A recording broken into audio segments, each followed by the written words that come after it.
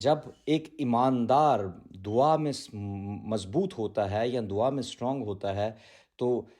اس پر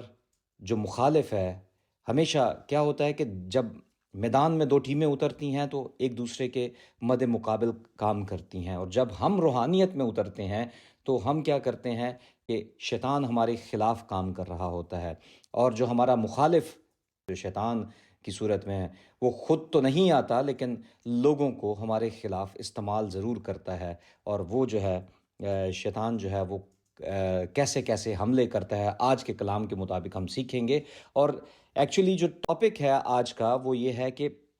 کون سی تین ایسی چیزیں ہیں جن پر شیطان حملے کرتا ہے، اور ہمیں دعا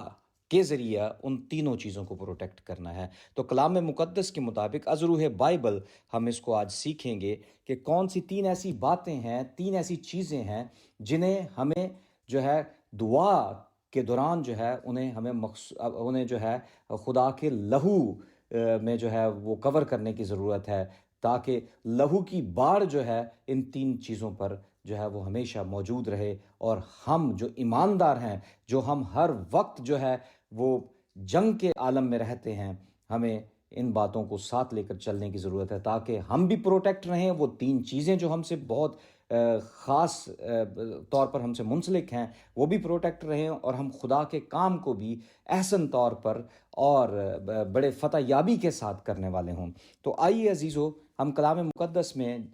سے سیکھیں گے۔ کلام مقدس میں جن کے پاس کلام مقدس ہے وہ میرے ساتھ نکال سکتے ہیں۔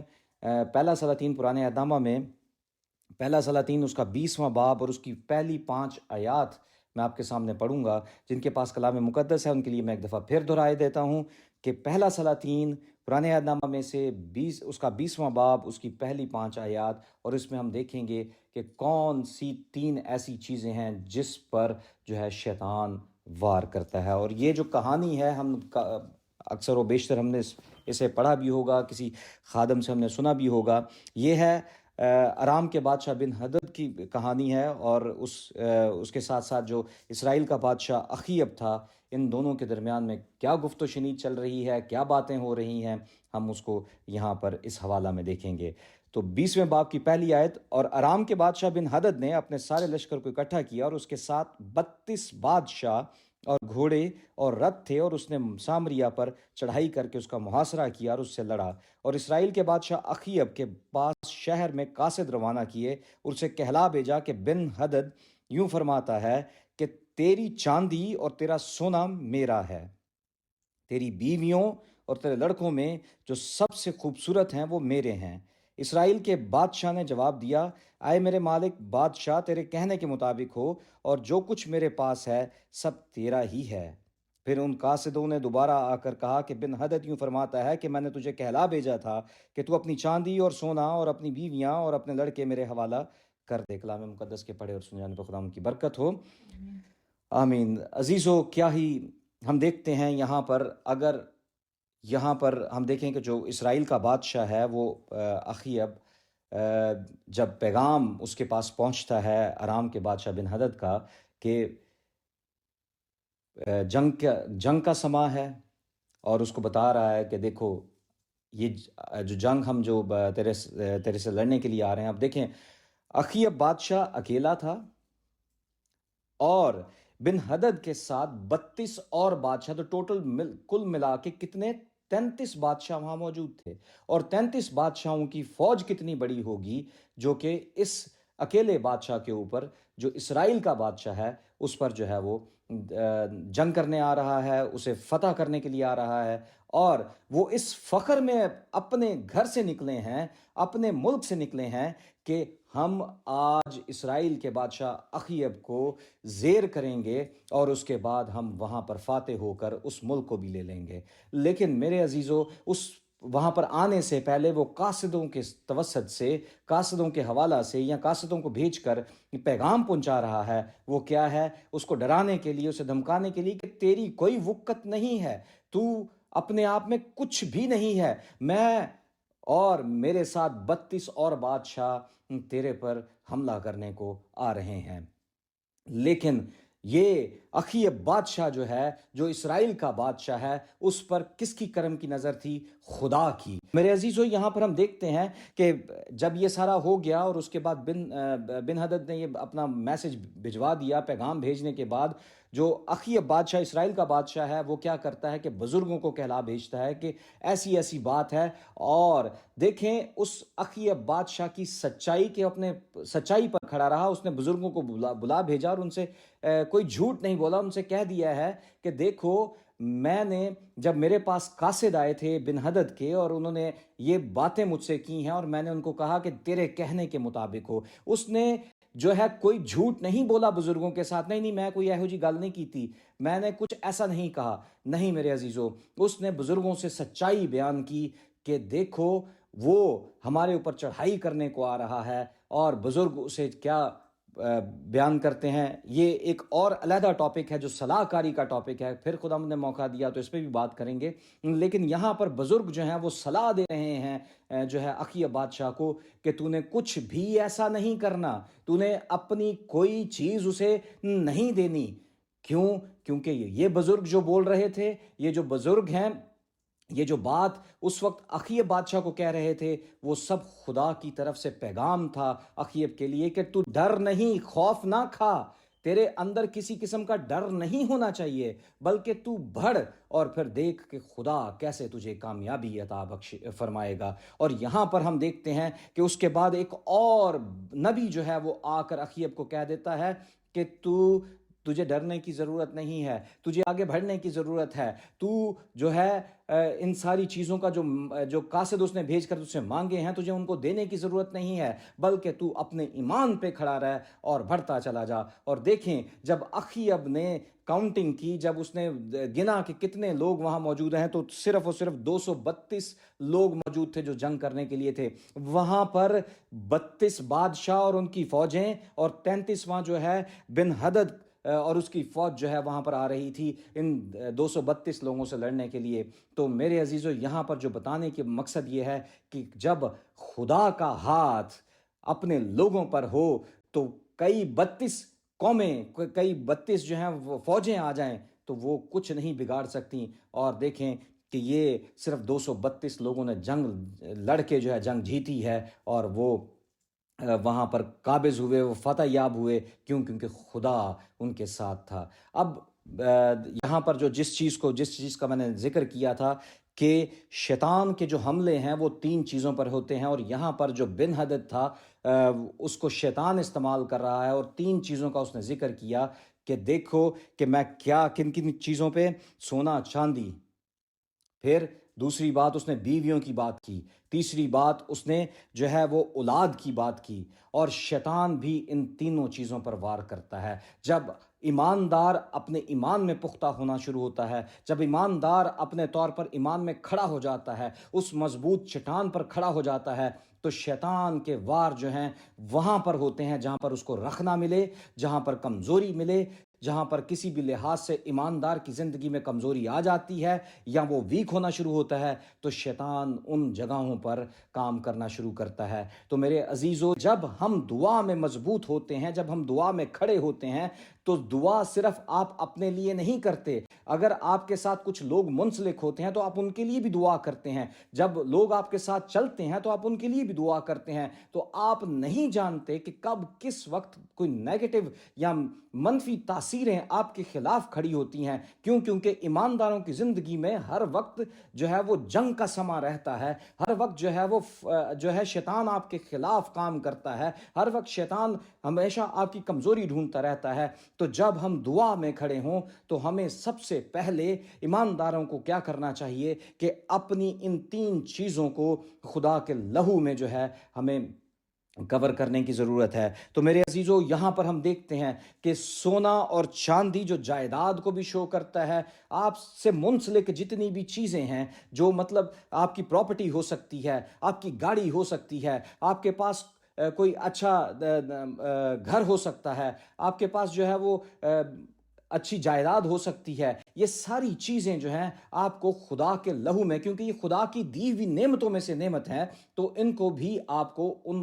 اس یسوع کے لہو میں جو ہے کور کرنے کی ضرورت ہے۔ تاکہ وہ محفوظ رہیں، کیونکہ یہ خدا کی دی ہوئی برکتیں ہیں۔ اگر خدا نہ خواستہ کچھ ایسے مسئلے مسائل ہوتے ہیں کہ آپ فرض کریں کہ آپ گاڑی میں جا رہے ہیں اور اچانک کوئی حادثہ ہو جائے، اگر آپ گھر سے نکلتے ہیں کوئی پرابلم ہو جائے، تو اگر آپ گھر سے نکلنے سے پہلے ان ساری باتوں کو، اگر آپ اپنی چیزوں کو آپ خدا کے حضور میں اس کے لہو میں کور کریں گے، تو شیطان کو موقع نہیں ملے گا کہ وہ آپ کے خلاف کھڑا ہو سکے۔ خدا ہمارے وسیلہ سے کام کرتا ہے تو شیطان کو یہ بات بالکل بھی اچھی نہیں لگتی، تو پھر کیا کرتا ہے کہ وہ آپ کی زندگی میں جو کمزوریاں ہوتی ہیں انہیں پکڑنے کی کوشش کرتا ہے، ان پہ کام کرنے کی کوشش کرتا ہے، تاکہ آپ کو کسی طرح بھی آپ کو خدا سے دور لے جا سکے۔ اور پھر دوسری طور پر ہم دوسری بات دیکھتے ہیں، وہ آپ کے شریک حیات پر جو ہے وہ کوشش کرتا ہے کہ کسی بھی لحاظ سے جو ہے وہ آپ کو بھڑکا سکے، آپ کو اس کے مطلب آپ کے درمیان میں کوئی ایسا خلل پیدا کر سکے کہ آپ میں ان بن ہو، آپ لڑیں، کسی بات پہ جھگڑا کریں،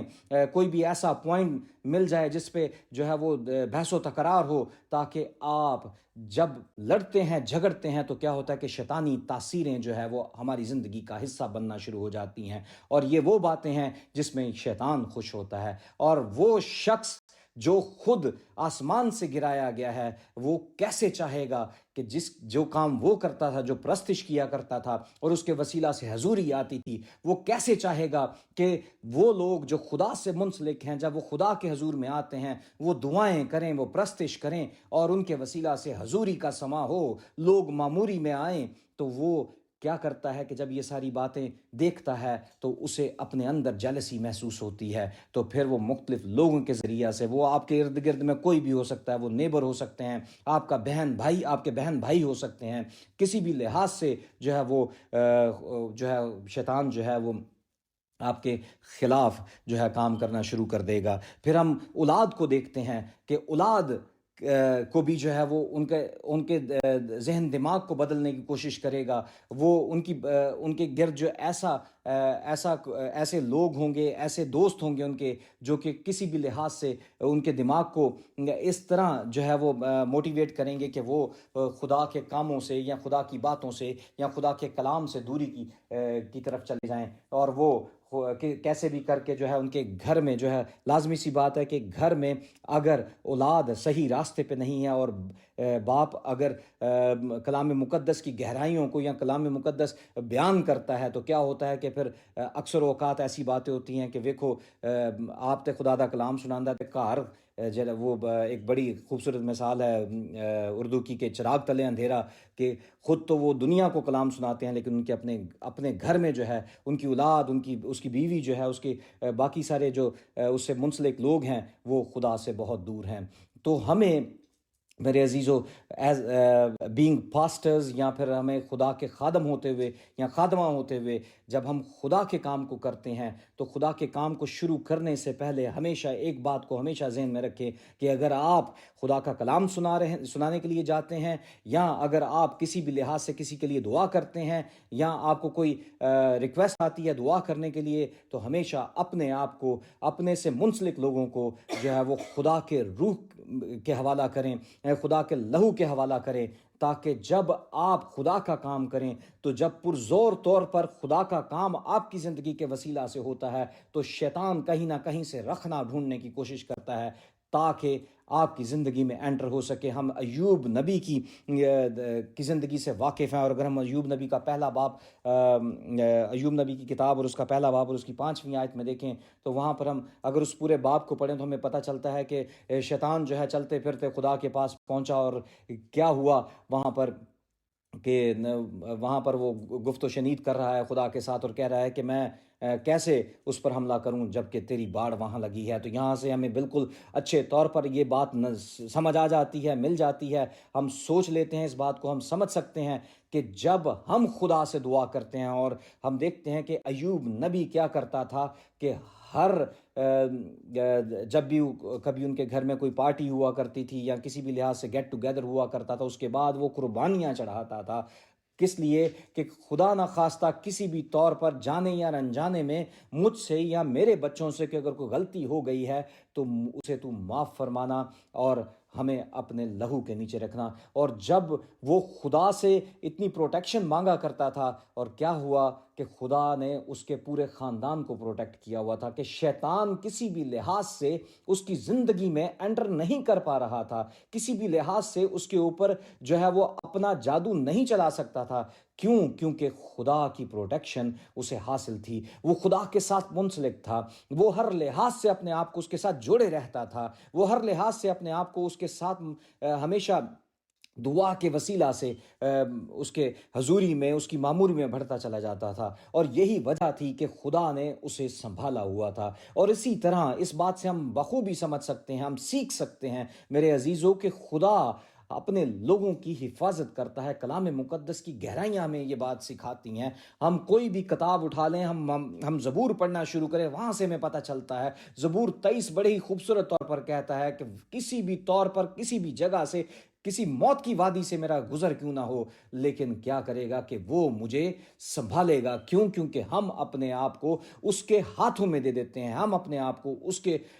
حضور میں لے آتے ہیں، ہم اس سے پروٹیکشن مانگتے ہیں، ہم اس سے مانگتے ہیں کہ ہماری آمد و رفت میں مدد کر، کیونکہ کلام مقدس اس بات کی گواہی دیتا ہے کہ وہ ہماری آمد و رفت میں مدد کرے گا۔ ہم دیکھتے ہیں کہ وہ ہمیں سنبھالے گا، کیوں؟ کیونکہ وہ ہماری چٹان ہے، وہ ہمارا اونچا برج ہے، وہ ہمیں سنبھالے گا، کیوں؟ کیونکہ اس نے ہمیں تخلیق کیا ہے، اور جب وہ دیکھتا ہے کہ ہم اس کی تخلیق کار، جب ہم اس کے حضور میں آتے ہیں، اپنے آپ کو ہر وقت اس کے حضوری میں بڑھاتے ہیں، ہم اس پر اپنی آنکھیں لگائے رکھتے ہیں، تو وہ پھر ہمیں کیسے نہ سنبھالے۔ تو میرے عزیزو، جو آج کا لمحے فکریہ ہے، یا جو آج کی بات ہمیں اپنے ساتھ لے کر جانی ہے، وہ یہی ہے کہ کیا